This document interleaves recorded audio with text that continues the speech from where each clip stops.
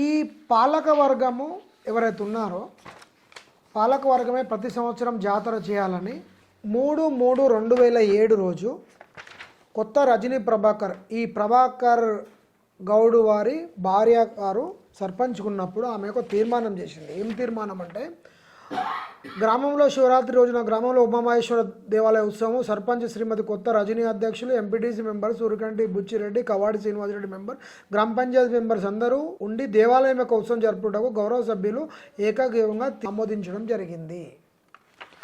రెండో తీర్మానం 23/2/2016లో కొత్త లావణ్య కిషన్ గౌడ్ సర్పంచ్కున్నప్పుడు చేసిన తీర్మానం దేవాలయము ఉత్సవాలను గ్రామ పంచాయతీ పాలకవర్గం సర్పంచ్ గారు ఎంపీటీసీ పాలకవర్గం వారి ఆధ్వర్యం నందు నిర్వహించుటకు సమావేశం నందు ఏకగ్రీవంగా తీర్మానించడం జరిగింది.